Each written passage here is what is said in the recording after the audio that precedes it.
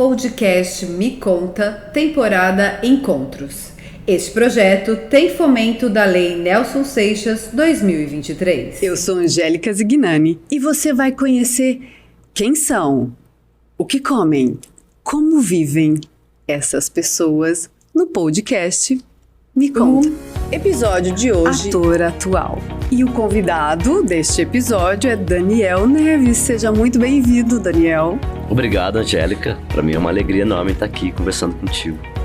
Daniel, vamos começar com uma pergunta bem difícil. Quem é Daniel Neves? Ninguém na fila do pão. Mas a parte é isso, como diz o Fernando Pessoa, né? Não sou nada, nunca fui nada, nunca poderei ser nada. Mas a parte é isso, eu tenho em mim todos os sonhos do mundo. Eu acho que o Daniel é um cirquinho ambulante com um contador de histórias lá dentro. Que lindo, gente. Acho que é isso mesmo. Mas, Dani, tem uma coisa aqui que você é também, eu vou falar tudo que ele é. O Daniel é ator, é sociólogo, é diretor, é cenógrafo, é iluminador, é sonoplasta, é pai do Benício. Graças a Deus. Essa é a melhor função. Mas antes da gente conhecer tudo isso que você conquistou nessa sua vida, tudo isso que você traz como bagagem, como profissão, como atuação, eu acho que seria bom a gente conhecer um pouquinho de quem é essa pessoa por trás de tudo isso que você faz. Então, eu quero que você me conta, Daniel, quem foi o Daniel menino? Foi um menino... Quietinho, né? Nem um pouco. Mas eu tô pagando agora os meus pecados com o Benício. Mas eu fui um menino, assim, aventureiro, porque tem uma música do Almir Sater que ele fala que lá no quintal de casa passava um pequeno rio. E no meu caso é real. Eu nasci e fui criado num bairro de periferia, chamado Cidade Jardim. Então a minha casa era a penúltima casa. Uhum. Havia uma casa, depois disso... Não tinha nada. Não tinha nada. Mato e rio e fazendas e tal. Então eu cresci assim, o dia inteiro na rua, jogando bola. No mundo em que a gente podia ficar o dia inteiro na rua. Na rua. A mãe não precisava chamar, então você via o sol se pondo, já era o chamado, né? Era o sinal do Batman, vai pra casa. Então eu tive uma infância muito legal. Brincando no rio, com a natureza. Tanto que hoje eu adoro natureza, eu gosto muito de acampar, de fazer trilhas e... Esse é meu hobby. Uhum. E desde criança, assim, na rua, brincando. E eu fui um menino... culpa do final da rua. Lá no final da rua tinha um mundo que te convidou a conhecer a natureza. E aí você carrega ela agora também. A gente se reunia com os amigos e vivia aventuras, assim. Caçava rolinha. Saía cantando o tema do Indiana Jones e amarrando corda, pulando. Jogava muito futebol, muita bola. A bola Na minha época, se praticava muito esporte, as crianças se movimentavam muito, né? Uhum. E a bola é um brinquedo democrático, porque 30 crianças brincam com uma coisinha redonda. Se diverte, inventa, briga, luta, tem, né? O jogo realmente acontece ali. O mundo sem o tablet, sem o celular.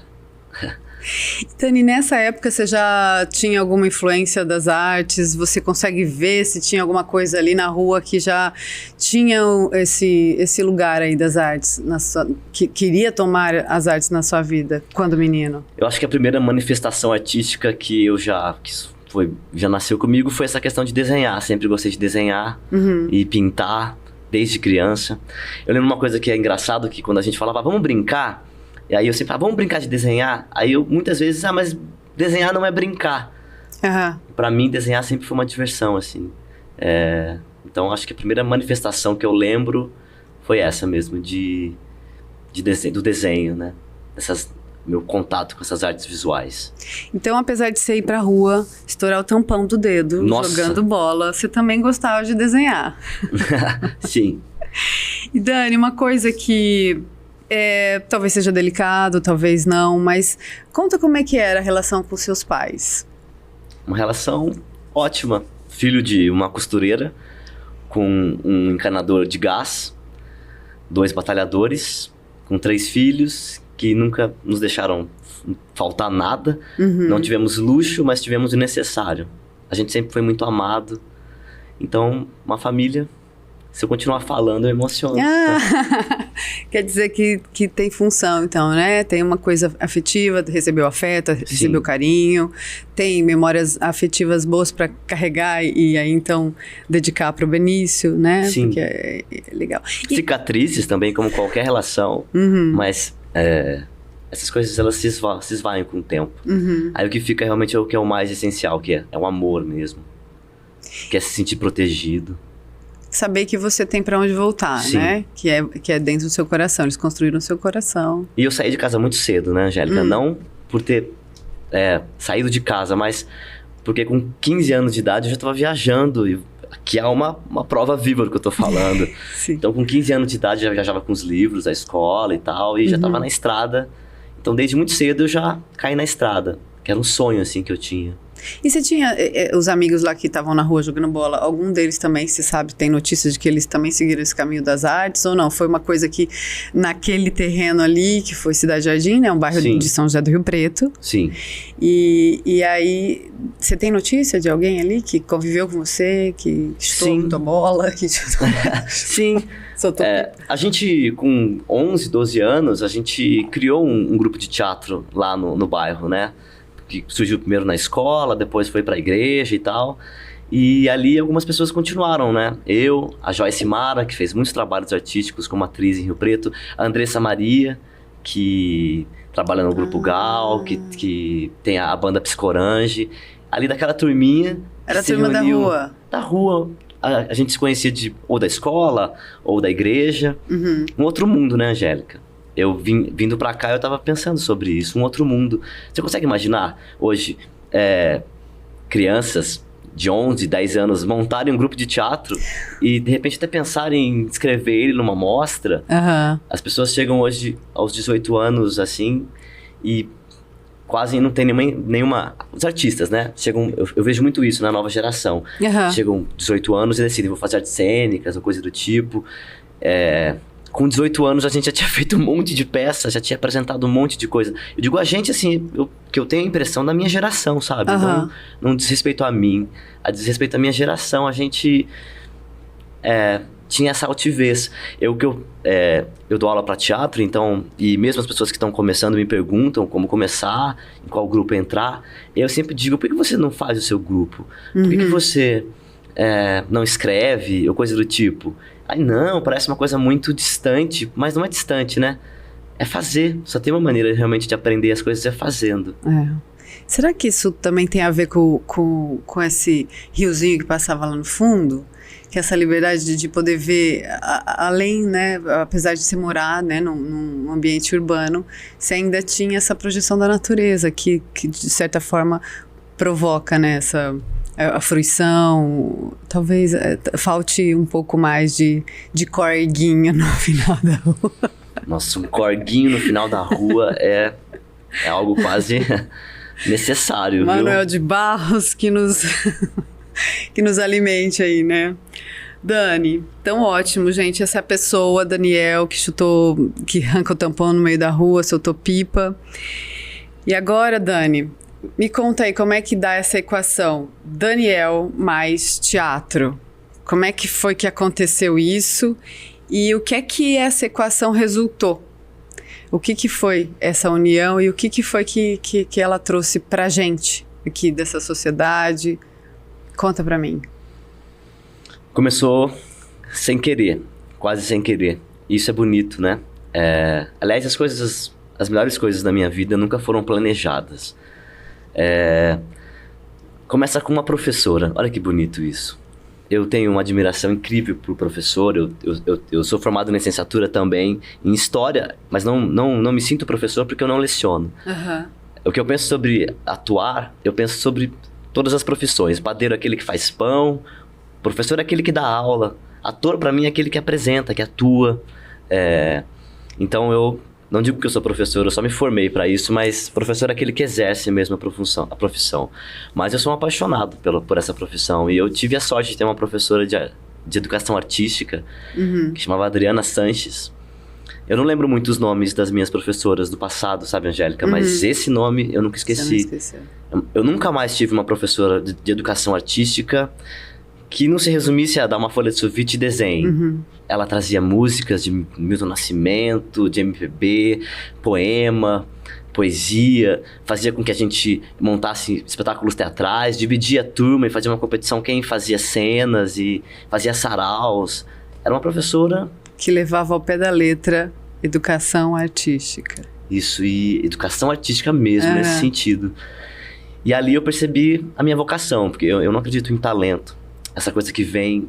Eu ia te falar isso, assim, será que essa pessoa, porque a gente vê essa diferença, né? Você conseguiu lembrar dela, será que ela tinha um dom? Será qual que é essa diferença? Mas conta aí pra mim, você não acredita em talento. Eu acho que, quando eu estava no processo de fazer estágio como professor, para mim, a profissão de professor no Brasil, ela tem que ter uma dose de...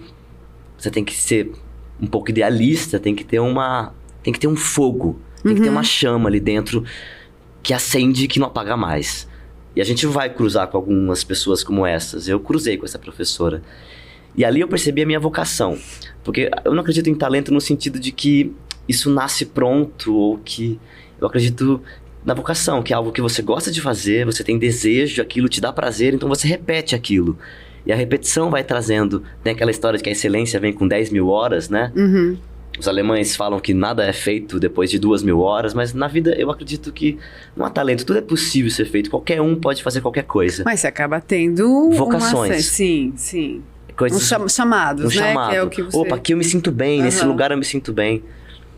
Eu não gosto muito dos americanos, não sou muito fã de americano, mas o que eles fazem no processo deles de escolar, universitário, eles não desperdiçam talento. Isso de, me encontrei nesse lugar. Eles dão muita possibilidade para que você possa se encontrar nos lugares. Então, de repente, eu percebi, puxa, eu adoro fazer arte. Eu gosto de escrever, eu gosto de atuar, eu gosto... Porque a arte, o Einstein já dizia isso, onde a ciência para de responder, é onde a arte. Porque ela projeta, ela questiona. Principalmente o teatro, né? Principalmente o teatro que é o ao vivo, que é o fazer aquilo no aqui e no agora, onde você pode trocar olhar, você pode olhar para os olhos do artista e vice-versa. Então, e o teatro tem menos agarras, menos limites, menos censuras, ou pelo menos deveria ter. Pode tocar em assuntos mais urgentes.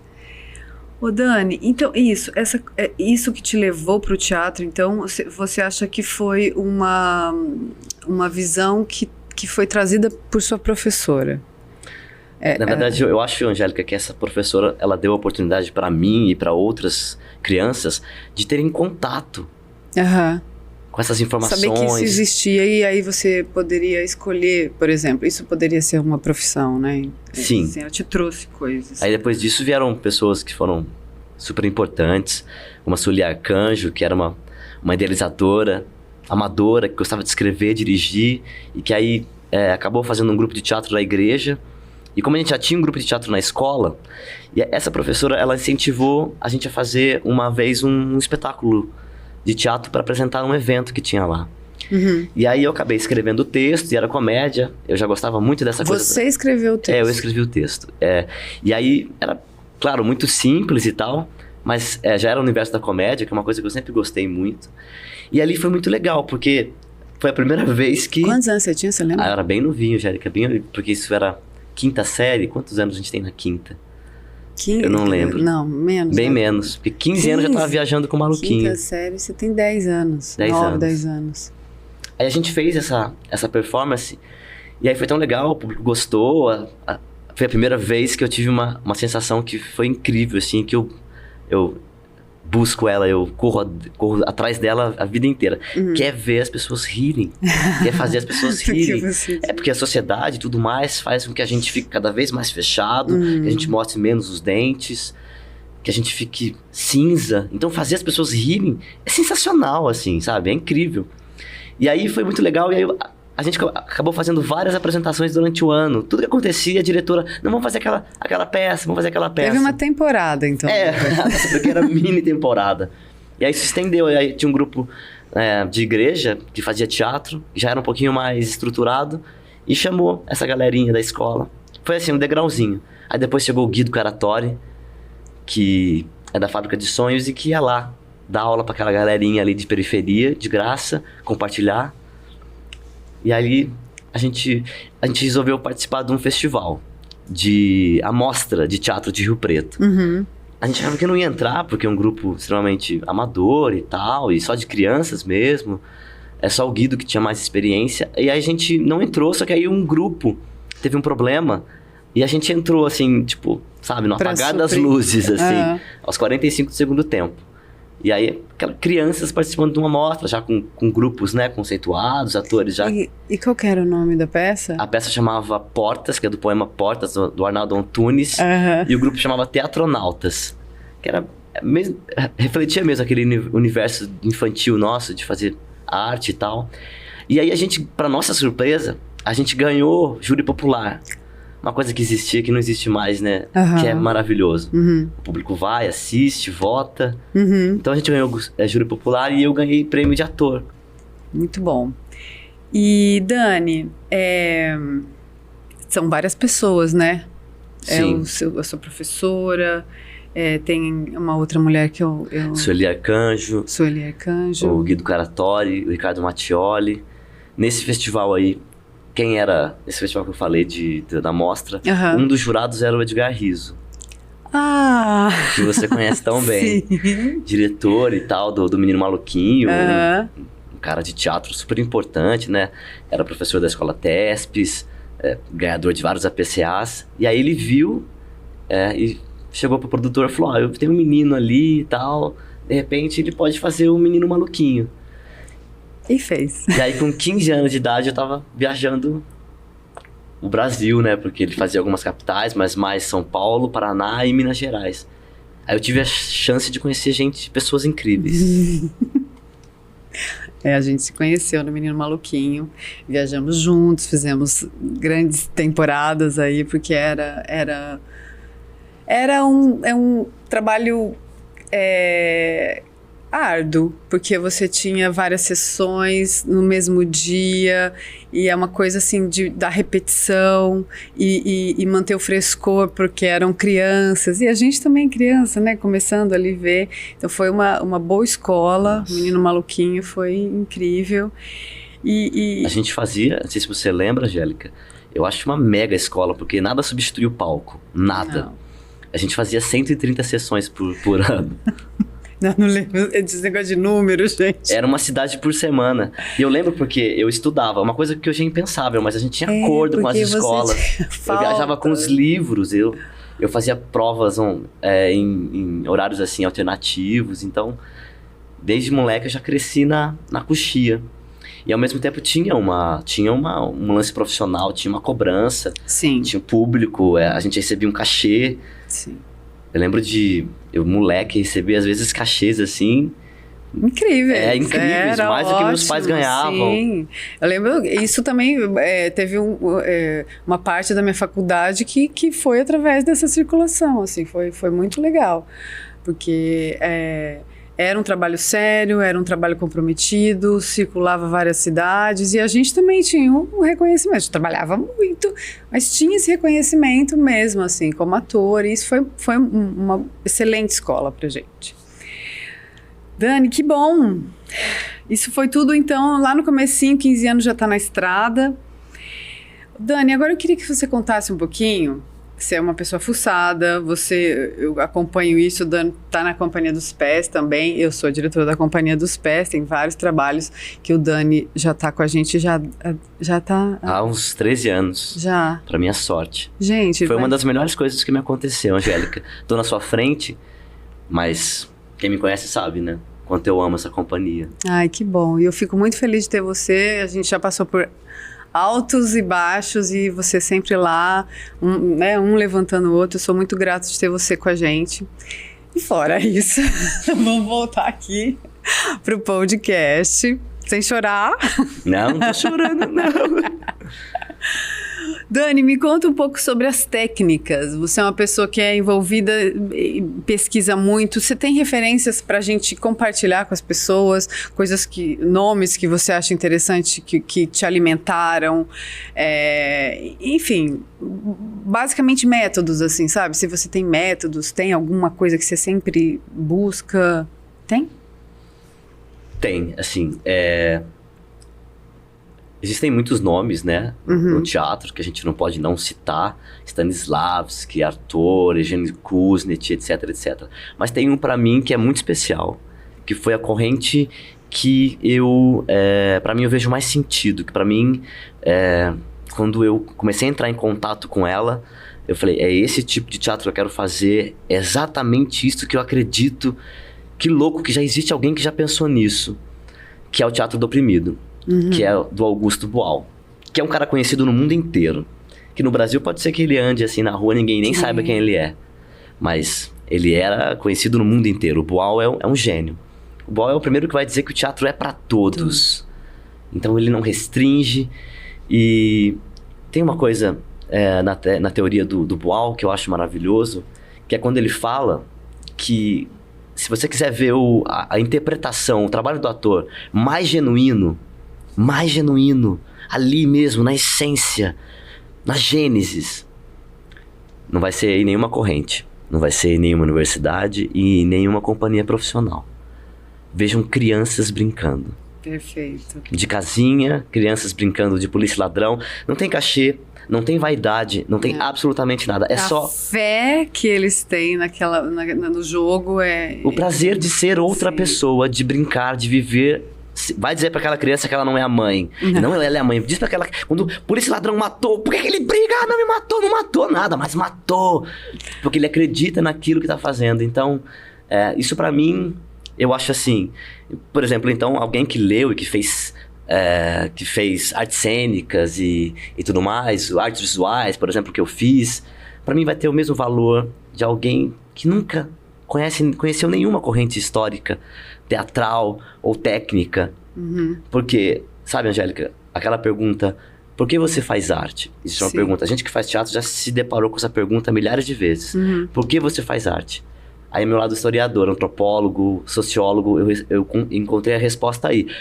Olhando a história da nossa espécie, do Homo sapiens, aliás, tem o livro Homo sapiens que eu amo, acho que ninguém pode morrer sem ler esse livro. Incrível. Ele trata muito sobre isso nesse livro, mas a pergunta é, por que eu não faria arte? Porque nós, Homo sapiens, a nossa espécie, ela é fabricada, ela se compôs para ter o pensamento subjetivo, que é a arte. Aliás, a gente sempre teve a tecnologia, sempre teve a inteligência, o cérebro já estava num tamanho interessante, e é isso que dizem, né? O fato da nossa espécie ter dominado o planeta, nosso cérebro gigante, a tecnologia, o Homo erectus já tinha tecnologia e ficou 2 milhões de anos estagnado. Aconteceu alguma coisa nessa espécie que começou a produzir arte. Como a gente sabe? Porque a gente pega os fósseis e vê a evolução do tempo e vê que nesses fósseis começam a ter produções artísticas, pequenas coisas simbólicas. E aí tem uma explosão de criatividade em relação à evolução. E aí, ou seja, resumindo, a capacidade artística, a capacidade subjetiva fez que a nossa espécie dominasse o mundo. Se isso é bom ou ruim, eu não sei. Mas é uma capacidade nossa. E que quem dá aula para teatro sabe disso. É muito mais fácil dar aula para criança, porque ela tá pronta nesse universo. A gente vai crescendo, o que vão dizendo pra gente? Que Papai Noel não existe. A gente vai saindo no mundo... as nossas fés. Isso, vão construindo... Falando que não é mais lugar pro sonho, que você tem que ser mais sério e ter mais responsabilidade. E a gente vai ficando mais com uma casca. E então, a gente não sabe mais administrar a responsabilidade e a fé. Para mim, isso é fé, né? É você poder acreditar naquilo que você imagina. Isso é fé. Mas nós somos uma espécie moldada para fazer arte, para ter criatividade. Todos nós. E é isso que o Augusto Boal... prega. Coloca no Teatro do Oprimido. Dani, tá ótimo. Eu tô, assim, adorando essa conversa, nosso bate-papo. E eu queria que você contasse para mim agora um pouco mais específico dos seus trabalhos, assim. Você tem um interesse muito grande em compartilhar a literatura nacional. Eu vou citar alguns exemplos aqui, que é o Quincas Borba e Angústia. Inclusive, a Angústia ainda tá circulando agora, né? Então, conta para mim, qual é esse interesse, o que te motiva a compartilhar essas obras?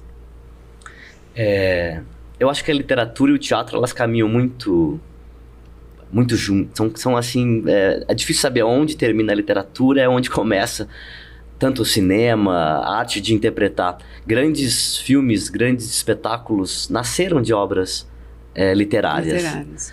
Eu acho que ali tá uma fonte maravilhosa pra gente beber para quem gosta, estuda dramaturgia, um livro, ele é 500 páginas, 600 páginas, para transformar num texto de 35, 40 páginas, é um desafio. É um desafio, mas é um desafio maravilhoso, porque é um trabalho de condensação. Você vai condensando, e quando você vê, sobrou o essencial, sobrou... eu sempre gostei muito de ler. Existia antes, eu não sei se você lembra disso, eu nem sei se existe mais, mas eu nunca mais a vi. Existia uma agenda chamada Livro da Tribo. Sim, sim. Aquilo ali foi incrível. Era maravilhoso, Aquela agenda, ela conseguiu despertar e muitos escritores, dramaturgos. Que tinham células, né? Poemas, trechos, que você de alguma forma era convidado a conhecer aquelas obras. Aí, você via um trecho, achava aquilo incrível e ia procurar da onde vinha. Então, verdade. Desde ali, assim, aquilo incentivou. Eu sempre gostei muito de ler. E a primeira obra que eu fiz de adaptação foi O Pequeno Príncipe infantil. Eu gosto muito dessa obra do Pequeno Príncipe. Eu gosto muito de astronomia. O mundo, né? Depois do Alcorão e da Bíblia, é o livro mais traduzido.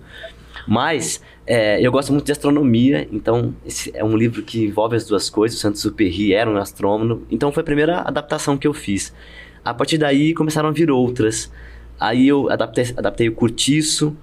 Eu já, inclusive, já estive na Feira do Livro de Paraty para falar sobre dramaturgia e literatura. Que legal! Foi uma coisa que começou Quando foi isso? Isso foi em, acho que 2018, 2017. Começou despretensiosamente, e aí eu acabei meio que me especializando nisso, em levar obras da literatura pro teatro. Sobretudo obras...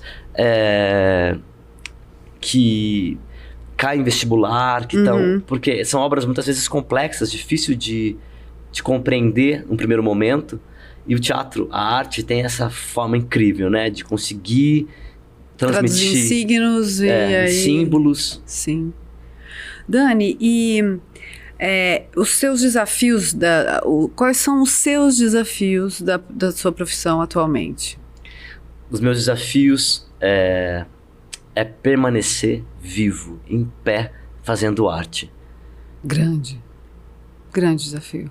Parece fácil, mas é um desafio. Desde que eu comecei nessa jornada, eu nunca tive outra profissão. E nunca fiquei desempregado. Eu nunca sei o que vai acontecer no meu ano que vem. Eu sempre conto isso, algumas pessoas ficam perplexas, dizendo, não, eu não conseguiria jamais viver. Talvez para mim a possibilidade de saber que se meu ano que vem tivesse todo já montado, já soubesse que eu ia lá, entrar das 6 às 6, talvez eu estaria mais depressivo. Isso me deixa vivo, porque me faz correr atrás das coisas. E na arte tem uma verdade que é indubitável. Quem não é visto não é lembrado. Então quanto mais coisas você faz, mais portas vão abrindo. É uma porta que abre outra, então... Isso é muito bonito, mas acho que o meu desafio é esse, é continuar vivendo da minha profissão, sublimando aquilo que eu faço. Continue, forças para isso. Dani, me conta uma história que você viveu fora do palco, mas só foi possível porque você estava envolvido com o teatro. Tem alguma coisa assim que foi marcante? Lembra? Com certeza deve ter acontecido muitas coisas. Mas é louco porque eu não consigo pensar nenhuma agora. Mas todas as minhas relações pessoais, já que elas vieram do teatro. Porque eu vivia minha vida inteira nos palcos, na estrada. Então, a maioria dos amigos que eu fiz foram no teatro. Os meus relacionamentos nasceram por alguém que foi me assistir ou que trabalhou junto comigo. Então, normalmente, os artistas são pessoas muito interessantes. São. Se enveredam por esse tipo de profissão é porque tem alguma coisa para dizer. Quem não tem muito para dizer não vai para a arte. Então, poder conviver esses anos todos com vários artistas é maravilhoso, porque e em vários lugares diferentes, mas uma história. Bom, talvez vou ficar te devendo essa. Tá ok. Tá ok. Dani, então vamos lá. Me diz agora, qual foi a sua maior conquista de vida? Aqui, você hoje conquistou, olhou pra trás, acabou tua vida, é hoje. Você vai olhar pra trás e falar assim, isso aqui foi a minha maior conquista. Que acabou. A partir de amanhã não tem mais nada. faz essa experiência e olha para trás e vê, puxa, eu conquistei na minha vida... Eu sei. Você Essa sabe. resposta eu sei. Sabe aquela história do tipo, eu era feliz e não sabia? Não, eu sou feliz e sei. Eu senti isso fortemente na pandemia. Eu nunca parei. Eu nunca fiquei tanto tempo sem apresentar. Eu nunca fiquei tanto tempo longe do palco, longe do público, como foi na pandemia. A pandemia não tinha plano A, plano B, plano C. Nós, artistas, fomos os primeiros a parar, os últimos a voltarem. Nessa época, eu vi muita gente, muitos artistas dizerem isso. Eu era feliz e não sabia. Eu sabia. Desde muito moleque. No livro da tribo, uma vez eu vi uma frase: se eu vender à sociedade as minhas manhãs, as minhas tardes e as minhas noites, estou certo que não vai me restar mais nada. Então eu falei, cara, eu quero fazer uma coisa que eu gosto. Eu vou trabalhar com aquilo que eu gosto. A maioria das pessoas, Angélica, esperam o final de semana para ser feliz ou bater às 6 horas no ponteiro para começar a ser feliz. Eu sou feliz trabalhando. Eu faço alguns espetáculos, por exemplo, como o Expresso Caracol, que ao final do espetáculo eu falo, meu Deus, eles me pagam pra isso. Claro que tem suor, você sabe disso. A gente trabalha muito, ensaia muito, se prepara muito. O trabalho artístico, ele é um trabalho, antes de tudo, sim, intelectual. Tá muito ligado à leitura, à literatura, à filosofia. Mas, como diz o Chico Anísio dizia, ainda é melhor que trabalhar. Trabalhar no sentido de que fazer alguma coisa que eu não me reconheço, que eu não olho. Então, e outra coisa, eu tinha o sonho de viajar, Angélica. Eu vim de uma condição financeira que talvez viajar o Brasil inteiro seria impossível. Ou eu faria como todo mundo faz, trabalha o ano inteiro e viaja no final do ano. E a minha profissão é viajar. Eu vivo na estrada, cada semana uma cidade diferente, um palco diferente. Isso pra mim é a minha grande conquista. Fora as pessoas que eu amo por perto. Ó. Família, filho, parceira, amigos. Que ótimo. Eu trabalho com pessoas que eu gosto, olha que legal. O dia que eu não conseguir mais fazer isso, aí eu, sei lá. Mudo de profissão. Eu mudo de profissão. Dani, então agora tua vida continua. Não acabou hoje não. Que ótimo, você reconheceu isso. A sua maior conquista da sua vida é poder atuar nessa profissão. E aí, o que é que você busca daí pra frente? O que é que você quer alcançar na sua carreira no teatro? Eu quero contar novas histórias, Angélica. Não tem uma coisa em específico, eu quero levar isso pra, sei lá. Não, você quer continuar contando histórias. Novas histórias. Novas histórias. É o que me motiva. É o que eu mais gosto de fazer. É contar histórias. No teatro, pode ser... Comédia, você quer... Vamos lá. Comédia, drama, eu quero fazer todos os lugares. Eu amo comédia. É um lugar que, pra mim, é onde eu me sinto mais em casa, feliz, prazeroso. Acho que todo mundo que trabalha com comédia é uma fonte da juventude, no sentido de... Não fisicamente, mas dentro da gente, da alma. Eu amo. Eu tô escrevendo um trabalho clown. Uhum. E aí eu pretendo colocar isso no papel. Eu sempre quis montar o Angústia. Eu sempre quis fazer o Angústia, porque ele já pressupõe que é um monólogo. Eu sempre quis fazer essa obra, mas eu sempre achava que tinha que esperar um pouco, porque é muito densa. São 10 personagens que você tem que viver em cena e tal. E aí, uns anos pra cá, eu falei, olha, acho que eu tô pronto pra fazer esse trabalho. Ou se eu não estiver pronto, pelo menos eu tô pronto pra começar. É a mesma coisa que eu sinto em relação a esse trabalho de clown que eu quero fazer sem texto, que eu acho que é o momento que eu tô pronto para começar a investigar isso. Mas o que eu quero mesmo é contar novas histórias. Pode ser no audiovisual, pode ser no teatro, que são esses dois caminhos que eu tenho seguido muito. Dani, tem alguma pergunta que eu não te fiz? Você fez boas perguntas, né, Angélica? Todas as perguntas... tiraram, sei lá, uns 5 segundos para ter uma reflexão. Não, acho que as perguntas que você fez foram ótimas. Então agora eu vou te falar algumas coisas e você me diz a primeira coisa que vier à sua cabeça. Ok. Ok? Uma ocasião especial tem no cardápio qual comida? Batata frita. Eu não suporto... Preguiça. Eu adoro. Público. Tenho imenso respeito por... todos os artistas.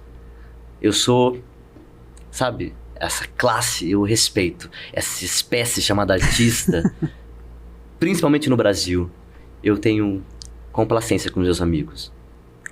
Meu sonho de consumo é... Viajar o mundo, viajar. Viver não é preciso, navegar é preciso. Meu maior complexo é... Meu maior complexo? Nossa. O que você menos gosta em você? Muitas coisas que eu não gosto em mim. Uma. A minha impulsividade. Não gosto. Eu tenho controlado, mas ainda sou muito impulsivo. Passional às vezes, sabe? Artista. Raça. Eu tenho medo de... Medo? Nossa, tem um texto que eu tô trabalhando agora e que tem uma parte nele que quando o personagem diz isso entra na minha alma. Eu tenho medo de um dia não ter uma coxia pra esperar. Aplausos. Opa. Caio na risada quando... Cara, eu dou risada. Eu gosto muito de ver coisa de humor. Eu gosto de ver essas coisas assim, pegadinha. Tudo que é humor eu consumo. Eu não sou muito seletivo quando é humor. Eu adoro ver stand-up, piada. Mas eu caio mesmo na risada com Chaplin. O que eu mais gosto em mim? O que eu mais gosto em mim? Eu não me preocupo muito com o que as pessoas pensam. Eu não tô muito preocupado com o que as pessoas pensam sobre mim. Aliás, se eu tivesse preocupado com isso, eu não teria feito metade das coisas que eu fiz. Isso você gosta? Isso eu gosto. Isso eu gosto porque eu trabalho com jovens. Eu só percebi que eu era assim quando eu comecei a trabalhar com adolescentes, com aula de teatro. Eu percebo o quanto eles têm isso. O quanto a adolescência é carregada de expectativa em relação ao outro. Uhum. E se tem uma coisa que você não pode controlar, é o outro. Então, por que eu vou tentar controlar o que é incontrolável? Muito bom. E se você fosse uma obra de arte? Uma escultura, uma pintura, qual obra, ou uma peça de teatro, uma música, uma obra, qual obra você seria? Eu seria uma lona de circo. Rasgada. Costurada e remendada várias vezes. Porque foi usada. Sim. Muito. Teve muito público lá, né? Ótimo. Dani, a gente vai encerrar esse bate-papo. Gente, eu espero que vocês tenham gostado muito. Eu adorei demais essa experiência de conversar com o Daniel Neves, um amigo, parceiro, irmão. Já estamos aqui, né, 13 anos e antes já. Então foi muito bom. Dani, eu queria que você deixasse a sua agenda, como é que as pessoas podem entrar em contato com você. Deixa um contato aí pra gente. Legal. Tem meu Instagram, que é Passarinho de Palco, que é um coletivo de artistas e que qualquer artista que queira participar dele está convidado. Essa é a ideia do Passarinho de Palco. Músico em qualquer área da arte, que quiser participar de um coletivo, essa é a ideia. Eu convido a todos. E a gente tem um canal no YouTube chamado Passarinho de Palco, que ele é voltado para literatura, arte, então tem muitos documentários envolvendo teatro, tem alguns espetáculos teatrais, algumas coisas que eu faço. Eu tô com o espetáculo Expresso Caracol, rodando, com Angústia. Vou estrear agora, dia 10, o espetáculo Tudo a Fazer, e sigo na correria. O Tudo a Fazer é com... É com o Jorge Vermelho na Azul Celeste. E olha o Passarinho de Palco aí, o corguinho lá no fundo, né? Olha aqui ele visitando. E é passarinho com M no final, não passarinho, que é o passarinho do Tom Jobim, sabe? Passarinho quis voar. Então foi isso, gente. Esse foi o episódio Ator Atual com o Daniel Neves, do podcast Me Conta. Eu quero reforçar que esse podcast é realizado com recursos do Prêmio Nelson Seixas 2023. Não perca o próximo episódio, que eu vou conversar com Humberto Sinibaldi Neto. Vamos pra lá. Beijo, tchau.